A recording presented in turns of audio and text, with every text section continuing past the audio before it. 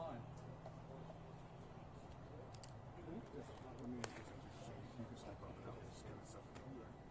All right, everybody ready? Yep. All right, good afternoon, everyone. We really appreciate you coming out for this important message. We want to discuss the occurrences that happened at the Wendy's this past weekend. And what we're going to just talk about, we have here today our Fire Chief Randall Slaughter, our Chief Fire Investigator, and also James Oliver, and also a member of the ATF who we'll introduce as well. So thank you for being here today. Thank you. Well, good afternoon. First of all, thank you so much for being here. I want to start by expressing my heartfelt condolences to the Brooks family, as well as acknowledging and appreciating the work and effort of the brave men and women of the Atlanta Fire and Rescue Department, as well as other local firefighters from other mutual aid jurisdictions who responded into the city on last week to help us mitigate the events on Friday night. As many of you all witnessed on live TV, our fire crews, many of which are standing behind me now, were actually surrounded and denied access to the Wendy's when it was set on fire. At one point, a person even jumped onto the apparatus. It became a very dangerous environment for these firefighters, especially as bricks and other objects were hurled at the apparatus.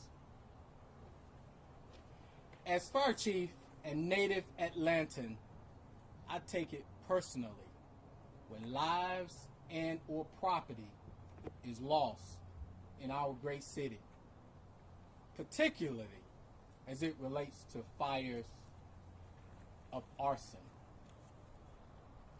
We don't want to allow the peaceful voices and focus of our protesters to be overshadowed by events such as this, which tend to grab the headlines.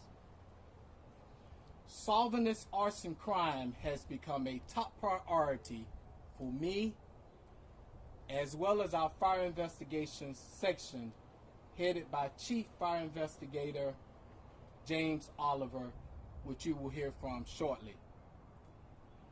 He, in collaboration with the Atlanta Police Department, the ATF, and other partners at the state level, have been working day in and day out to solve this crime since it occurred last Friday. Next, you will hear from him, Chief Fire Investigator Oliver, and he has some information that he needs to share with the public. And after that, we will take any questions that you may have. Chief Oliver? Good afternoon, everyone. Again, I'm James Oliver, Section Chief of the Fire Investigations Unit. Also here with us today is Agent Henry Countryman with the ATF. Thank you all for being here. The Atlanta Fire Investigation Section is actively and aggressively investigating the fire at the Wendy's located at 125 University Avenue. We will be the lead on any arson charges brought in this case. We're working with multiple law enforcement partners to include the ATF, who is also present today, and we're combing through evidence that we have collected to this point. Today we're here to ask for the public's help identifying persons of interest in the Wendy's fire, along with any additional tips to help solve this case. As you're aware, APD previously released photos of 2 female suspects. The photos that we're sharing today are better quality photos of one of those suspects, but to be clear, we're still looking for both of them. As you've already all reported, Crime Stoppers is currently offering a $10,000 reward, leading to the arrest of individuals responsible for setting this fire to Wendy's.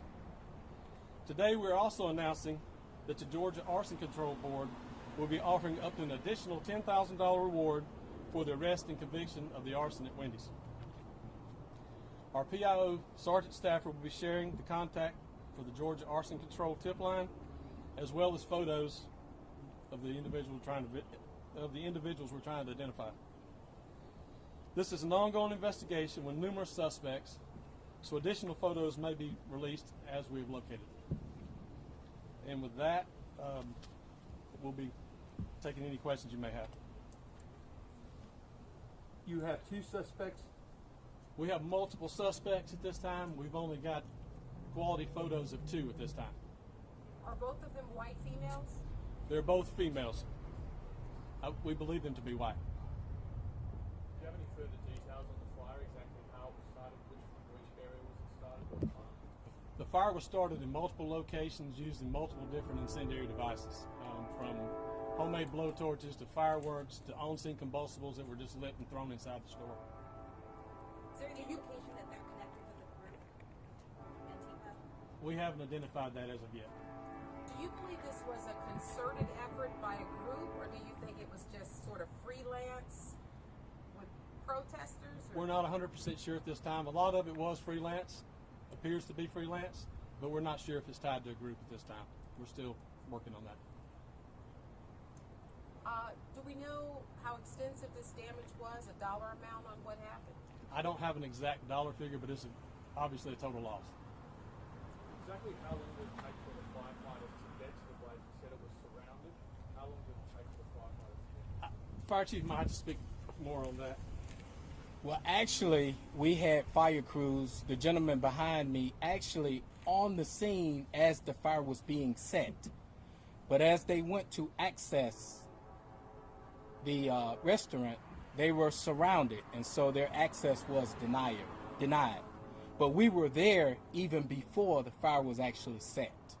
Are those people who surrounded the fire officers, are they being looked at as well as part of the investigation? We will be trying to identify those individuals as well. That's correct. Do you believe the suspects were involved with the protest, or do you think they were separated? I can't tell you, to be honest, at this time. So, some people have said that arson is sort of a necessary part of protesting because it gets people's attention.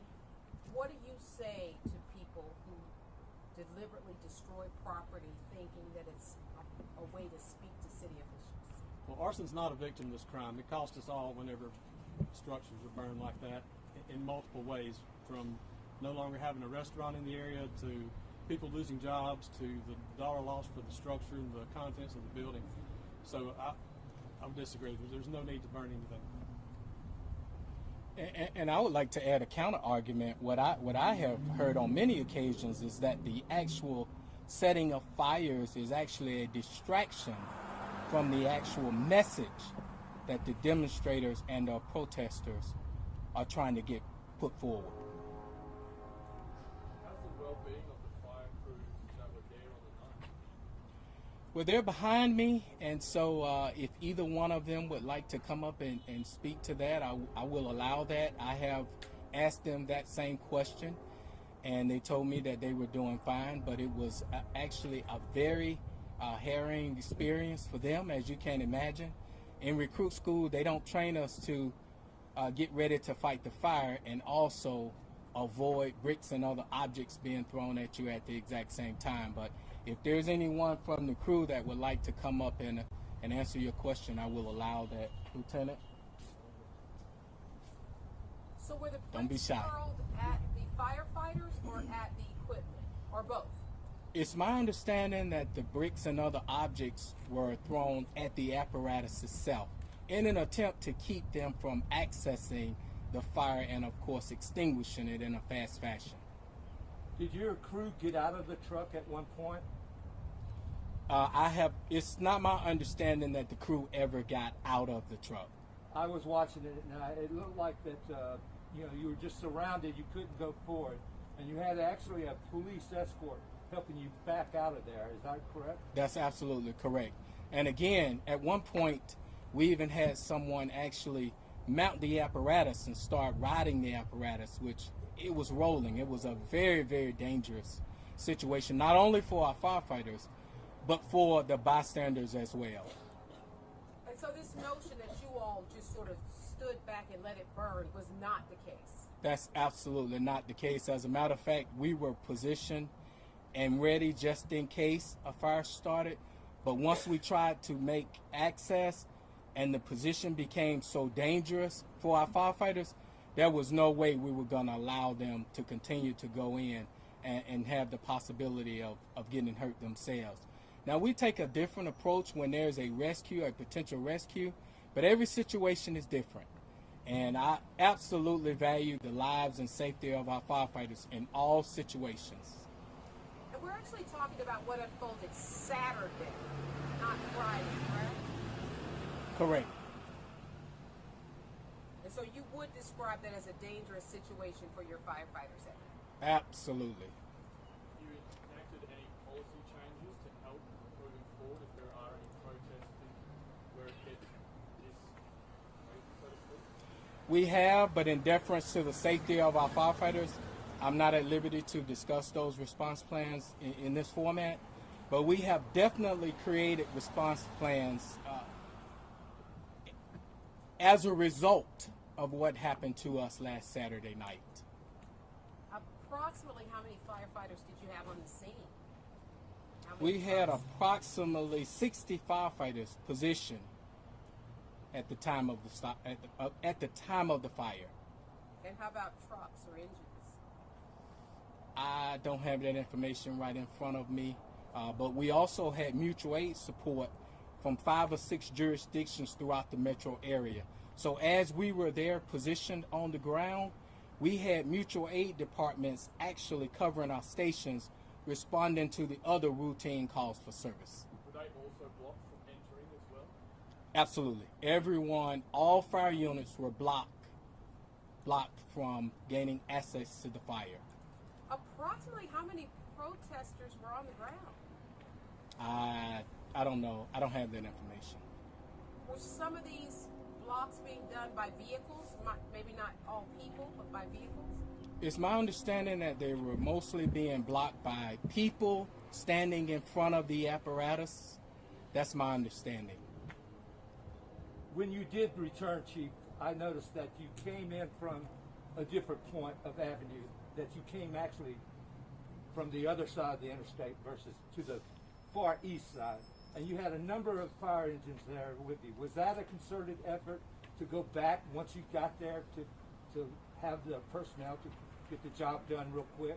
It absolutely was, and I cannot thank the Fulton County Sheriff's Department as well as the Atlanta Police Department, particularly their SWAT unit, because once we were able to get law enforcement escorts, we were able to go in and pretty quickly extinguish the fire. Have you ever experienced or seen anything like what happened at the Wendy fire in your career?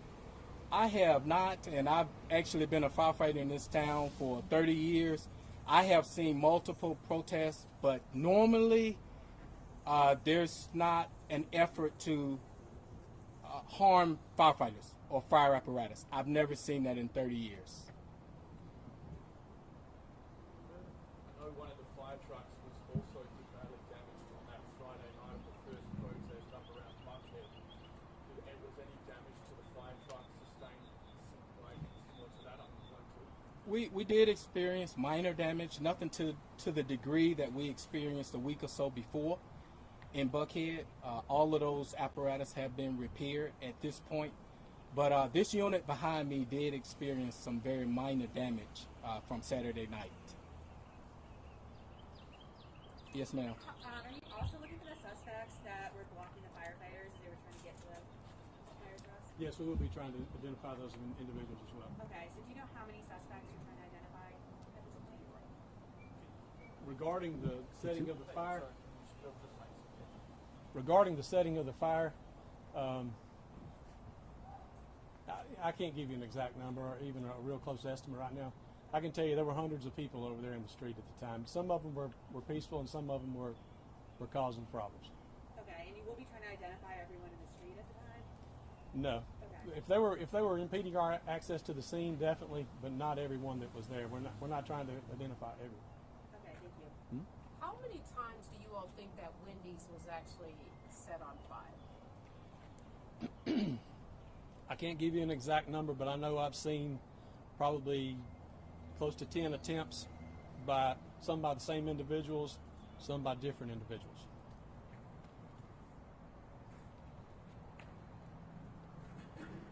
How many of those 10 attempts do you think were successful? All of them in some form or fashion. I mean, ultimately the fire extended and burned through the roof of the structures, you can see. But all of them cause some level of damage inside the building. One more question. Anybody? So I just want to take this opportunity to thank you all for helping to get Chief Oliver and his team's message out to the public. Any tips that we will receive will be incredibly helpful to us solving this crime. And again, that is my top priority. As fire chief, that is his top priority as chief fire investigator to solve this crime. Thank you all very much for being here.